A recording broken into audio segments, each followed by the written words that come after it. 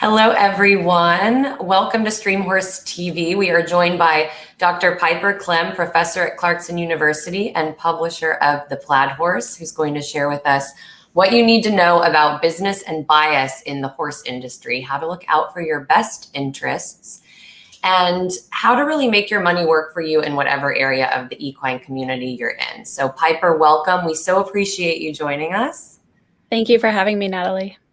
Yes, of course. So you have a series of summer courses coming up. One of the courses is on this topic. Please tell us what all riders, trainers, parents, professionals, amateurs can get out of this course. I think as you approach decision making, it's something that we don't always think about rehearsing, but it's something we can always practice. And so kind of every decision breaks down to me into three things, which are opportunity, recognition, opportunity assessment, and opportunity realization. And you can break down every decision on this platform. And so it's great to practice because wherever you are in your life, whatever stage you are, whatever you're doing today, it applies to the big decisions like, should I buy this horse? Should I buy this house? Should I buy this farm? You know, you have opportunity. You know, you're always looking for new opportunities. You're always assessing new opportunities. You're always realizing whether opportunities did or didn't happen. But while you're out there looking for opportunities, you can practice these skills on really minor things. So while out looking for opportunities, you can think about like, you know, should I go to the gym today? And you can practice that assessment skill and looking for opportunities by saying, okay, well, if I spend 60 minutes going to the gym, then I can't take a nap. The gym will pay off for me long term. The nap may or may not pay off. I'm really tired. I have this deadline. I need to get this paper done, you know, and you can run through all of the assessment and practice that decision making. And then the realization there is, you know, do I go to the gym or not? Do I have what the result of that? Should I spend the next hour watching Netflix? You know, you can practice these decision making on skills on low stakes things. And then when the big high stakes things come, should I buy this horse? You're really adept at knowing what works for you, knowing your own short-term, long-term strategy, and being prepared for, you know, maybe having delayed gratification. You know, the gym is much more delayed gratification than watching Netflix for an hour. So I think practicing those skills and reasoning through the delayed gratification process can be really useful in this sport. And so once we can control ourselves and our own decision making and our attitudes, then, you know, we are free to do everything. And recognizing opportunities can take so many forms that we all have control of. The more knowledge you have, the more people you know, the more connections you have, the more you're going to recognize opportunities. And that's something that, you know, we all feel so priced out by this sport, but I really want to focus on things that people can control. And at any budget, they can pick up a book, they can, you know, watch videos of experts in our community. They can really take ownership of this sport and how they manage it for themselves. Well, so on that note of long-term versus short-term, how do we apply that in horse world? Like, what are some of the ways that someone can just hit the ground running if they don't know where to start? I think there's so many different avenues for this sport, and every single person in this sport feels financially limited. I think it's a myth we tell ourselves that, like, if we hit some financial number, some number of horse shows, or some number of horses, we won't feel limited. The people at the very top of this sport complain to me just as much about finances as the people who lesson once a week. I think that finances limit all of us, and because it's a limitation for all of us, the smarter you can get about handling that, the better. And for sure, so many equine businesses live on the edge. I mean, it's a scary out there. It's a risk that not many people would take. We all love it. We love horses. We love doing this every day. But, you know, when you're a business, like lots of businesses can make long-term decisions because they have some short-term stability. Most equestrian businesses don't. You know, they're living a little bit hand to mouth. And how do you balance those short-term decisions with those long-term decisions? Because you don't want to get to a certain point in your business where you haven't paid yourself enough to put money in your retirement account the whole time, you know, and there's no fixing decades of things. And so establishing principles and establishing standards in your business, standards of how you take care of yourself, standards of how you take care of your horses, standards of how you treat customers, all good things, all good boundaries, all defined, thought about, considered things, then you can approach the sport. And so I think we all look at like an amount of money, and it's, you know, there's so many questions like, should I do 10 schooling shows or 2 rated shows this year? And there's no right answer. Like, the right answer for some families is 10 schooling shows, and the right answer for some families is 2 rated shows. But knowing the decisions, doing the math out, understanding what you're getting into and the pros and cons of each one, that's what you need to do to make the decision. So really looking at it and saying, you know, if you have 2 kids and one rides and one doesn't, the 10 schooling shows might make so much more sense, because then you're, you know, sleeping in your bed and you're having dinner with your other children who don't ride and your spouse that maybe doesn't come to the barn, and you can have those 10 show experiences, whereas leaving your home and your family and your infrastructure for 2 full weeks out of the year to do 2 rated shows is impossible. You know, it could be the flip side. And so really making all these decisions work for you. And there's no right answer. It's understanding what all of the decisions are and what they mean. And for example, like I waited until I had a little bit more time and money saved up, and I actually got my first horse at age 30. And I had a lot of people who are my age, and they were like, well, it must be nice to buy a horse that's so nice, you know? And I was like, you know, sitting here being like, well, you paid board from 18 to 30. I didn't, you know, and there were sacrifices. I mean, I wish I had a horse in my 20s. I would love to have had a horse of my own, you know, and it was a decision I made that worked for me, but it wasn't a must be nice thing. It was I made choices, and that was what personally worked for my system the best, but it meant that I was able to get a much nicer horse than I could had I owned a horse the whole time. Which completely makes sense. And you said kind of what I find to be a hot word, which is math, a second ago. So just taking note of that word math, many of us don't like to even go near the numbers. It's just not, you know, maybe for a few people it's fun, but generally it's easier to avoid. So tell me about just the groundwork that can be laid, and how do you even go about beginning your budget, and how much can that budget that you settle in advance help you just by doing a little bit more planning ahead? So I will add in there that I love math, but I also find this math is especially hard because I think there's so much shame involved into it. I think we all feel a lot of shame on how much we're spending and how much we're spending on the horses, and maybe that's money we're not spending on ourselves and our family and all these. There's so many emotions wrapped up, and it's not the math that's hard, it's the emotions wrapped up into the math. And I think the more we avoid that, the worse those emotions come. So I really highly recommend, I'm a big fan of like Brene Brown and this, you know, anti-shame movement. Like the more you can just say, these are numbers on a sheet of paper, and they don't define me and they don't make me lesser or greater of a person. And this is a math problem. I think the more success you'll have in handling this and dealing with it. And so if you're like good enough at math to do this, which most people are, frankly, and you're finding yourself like, ooh, I don't want to open that email. Like you know, we all have those things. I had something this weekend that I was like, I feel I need to email them and ask what's going on with this, but I don't want to know. And putting it off and really just forcing yourself to do it. And once this stuff becomes a habit, it'll be so much easier. Once you start looking at these numbers regularly, you're not going to panic. And then you can really get in there. I think the biggest thing is to be realistic and what do you want out of this sport? I think that's the hardest question for so many people. Do you want ribbons? Do you want experience? Do you want emotion? And it's so easy to say, oh, I want to do all the right things. And you get to the horse show and you don't win. And you're kind of like, oh, like, that's not what I wanted.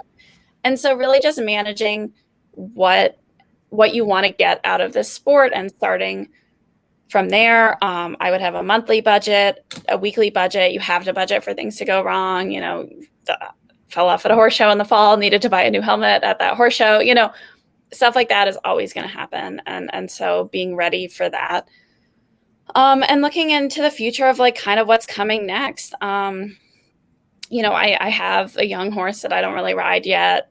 That's going to be my next big one. And hopefully we'll see. Anything can happen. He's a horse. But it's that kind of, I know that I can't afford that in its prime. And so when my horse is going to kind of be slowing down probably and maybe thinking about retirement, you know, having my ducks in a row so that next one is ready so that I don't go a time without a horse or without a horse at a show level. You know, really just thinking about now and what you want out of the sport ahead of time and what's coming. And I actually train with a barn that's far away from my house, but it's much more cost effective for me with my travel schedule to fly to a barn that's the right fit and economical than it is for me to have a horse at home that I would hardly see that's not the right fit and not economical. Right. How many lines are on your budget and how much does that planning ahead? I really want to touch on the planning ahead because I feel like there is probably a relief once you do get the numbers to paper. And then you can look back and start comparing and you can see how you're doing. Yep. And I think the planning ahead is what reduces like the impulse purchases and that kind of stuff. You know, I can't tell you how many people in the middle of horse deals just lose their mind. You know, I see people that start with a budget and then they end up buying a horse that's 4 times their budget. And it's like, it's probably not a good decision for them long term, you know, because they came with a budget for a reason and like getting swept away. And I think, like you said, the more you plan on paper, you know, the more you're ready for that. The number of line items on your budget, I think, comes down to how much you do versus your barn handles. So my horses are in full care and I trust their trainer implicitly. So So that's like your board. So that would be like your boarding line. Yep. And that, for me, that includes like vet work, farrier, that kind of stuff, because she pays the vendors as they come out in real time. So I don't have to worry about that when I'm traveling. But again, that's, you know, a lot of people are going to have that single line item for farrier, vet. All your stuff, your equipment, your apparel, all of your stuff should go on there too. Everything you need for this venture, you know, and for me, it's like everything down to like, you know, I probably pop 1 air mattress a year, like sleeping on other people's floors. So I need to replace that annually. What are your tips on navigating relationships and setting things up so that everybody is incentivized? I think there's a lot of like lack of knowledge and people perceive that they were wronged sometimes when they don't understand a scenario. And I see this frustration both on client side and trainer side. And I think there are a lot of good intentions and things fall apart in situations as opposed to, you know, malicious intentions, but that doesn't make things any better for you. One of the things I think is really interesting is that we pay a commission on what the sale price of the horse is. So if you say to your trainer, oh, like I have $100,000 to spend, I want XYZ. They go out and they find you that horse with XYZ and also some bells and whistles for $80,000. They're not really incentivized to go get you the best deal possible. Or they might go find you that horse that they're asking 100. And is your trainer really incentivized to negotiate down to 80,000 when that deal might be right there? The negotiation might be right there. The sellers might be ready to do that. But then the trainer's screwing themselves because then they're making less commission. You know, they're working harder to make less commission. I mean, it doesn't make sense when you think about it. And I think one of the big things to remember is that your trainer is not, unless you specifically hire them for that, your trainer is not hired to protect your fiduciary interests. So thinking like that your trainer, you know, your trainer is mounting you right now. They're buying what you want. They're getting you in the divisions what you want this year, this month, what's going on. They're not, you know, unless you have a very specific relationship or a contract, they're not protecting your fiduciary interests. They're not looking out for your investment portfolio. And they're not acting like, in a lot of cases, they're going to be your trainer in 15 years because statistically they're not.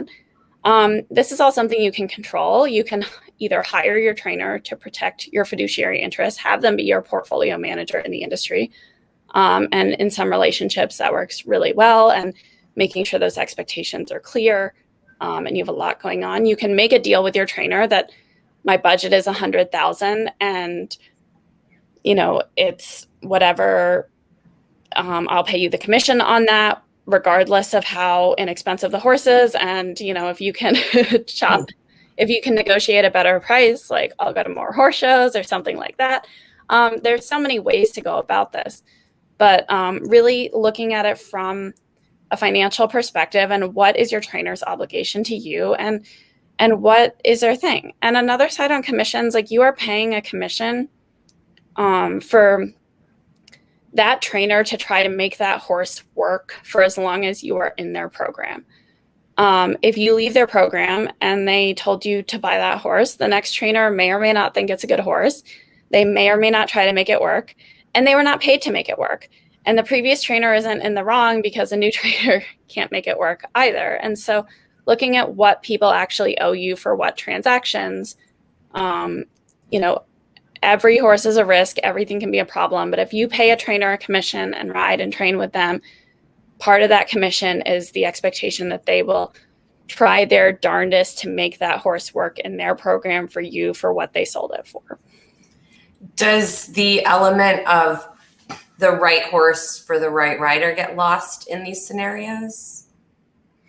I think it can very easily, because it's a lot of trainers don't have the time or the selection, or, you know, and especially on, you know, let's say normal priced horses, it's not really worth a trainer's time. I mean, I know that there's data on, like, if you list your house, the real estate agent will take like the first offer, whereas if real estate agents list their own houses, they tend to wait longer to sell, but then get a higher percentage. And at some level, that horse that's 90% right, your trainer is not really incentivized to spend the exponential time to get a horse that's 100% right versus a horse that's 90% right. And is 90% right good enough for most people in most situations? Yeah, for sure it is. But if you're in that situation where this is the one horse you can afford and you're waiting for lightning to strike, like, you know, making sure that your trainer is really on your team and that you haven't exhausted your trainer on other things. I wanted to hit on internal bias. I know we talked about that before. Also fascinating. What can people look out for that they don't even realize they might have as, you know, systemic internal biases go? I mean, we all know what we expect things to look like, and that's from people to horses to horse shows, and really understanding what's important and spending the time to evaluate of what truly are factors in what I am trying to accomplish. And I think that so many people take the stereotypes they have in their everyday life and, you know, and bring them into this business, obviously. But we have so much that we can do by saying, oh, like, you know, when I go look at horses, like I really want to get a pretty horse, but like, is that pretty horse functional? Like, or I really want the hack winner, but there's one under saddle and 4 over fences. And like, what are you bringing to this that you want? And when you're hiring and employing and learning from people, thinking about what they do and don't bring to the table, and the advice that you're getting from other people, and what, like, I get advice from people all the time who like grew up on their parents' farm that's paid off, and like that advice will never work for me because I don't have a farm and I don't where you can house a ton of horses easily. Yep. And so things that are really difficult and challenging for some people are not at all difficult and challenging for other people. I think we get into, especially in the horse sales and the high end of the sport, we get into a lot of gender politics regarding who's leading our organizations, who's on the governing bodies, who's running our horse shows. And I think these are traditional, you know, male in power roles where men are advanced more quickly than women. And how can we take that mentoring and make it serve the members of our community and not just a couple people? Yes. And let's talk about jobs in closing. So how can individuals rise above the situations where, you know, they want to be judges or coaches or trainers? Where are the hiring and pay gaps? How can people rise above this? I think, you know, one of the biggest things we can say is you really have to have passion for it and be willing to work. There is no job in this industry that is 40 hours a week. They are all consuming. And if this is what you want and this is what you want to be part of, like, welcome, you know, there is a spot for you. I have a friend in this sport who says that you can be rich or famous in this sport, but not both. And I always bring that up when I'm chatting with people, because a lot of people want to be seen working, if that makes sense. And if you want to work for working's sake, you're going to have a lot of success in a lot of different industries and a lot of things. If you want to be kind of more seen working, you're going to have to put a lot more in, and it's going to eat out a lot more of your budget being seen working. And and you have to look out for your own bottom line. And it's, you know, it's really interesting that there are so many legitimate jobs and well-paying jobs in this industry, but they are hard to find. They are hardworking. And I think the more we can continue to create legitimate jobs, have people employ people on the books, treat people with respect and dignity, even though they are working a lot of hours, the more we're going to have more people come to our sport. But that doesn't mean you're riding. That doesn't mean your name's in the limelight. That this is a job. And if this is a job you want, there are plenty of jobs, but there are not a lot of jobs that put you out in the show ring and make you famous. Right. And any advice just for anyone trying to break in, like what some of the jobs you've seen where maybe women or minorities have had more success, or it's building? I know we talked about judges specifically, but I know there must be ancillary job opportunities probably in like media and marketing around horse shows and things like that, or management companies. But what are your thoughts on that?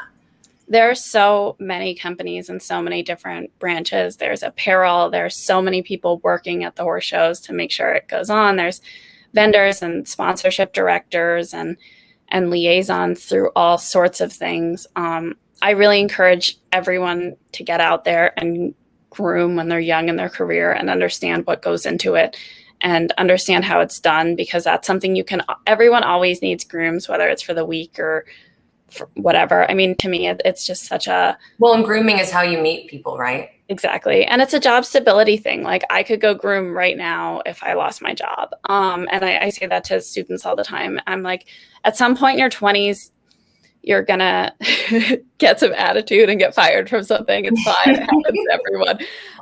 But when that happens, you want to be able to pay your bills. Yes. And so there's no substitute for doing that work and understanding how hard it is. We have so many vet techs and so many different things. And the more you get yourself out there and try things, and the biggest thing I would say is to put yourself out there and work really hard and try something. And even if it's not the right thing for you, you will learn so much just by diving in and maybe being wrong and pushing yourself. Awesome. Love it. Well, thank you for all this insight, Piper. This is fantastic. We hope we see you again soon. I want to send everyone over to Piper's university courses by checking out theplaidhorse.com/college. And don't forget to follow StreamHorseTV on Facebook, YouTube, Twitter, and Instagram. We appreciate it, Piper, and we'll see you soon. Thanks so much. Thank you, Natalie.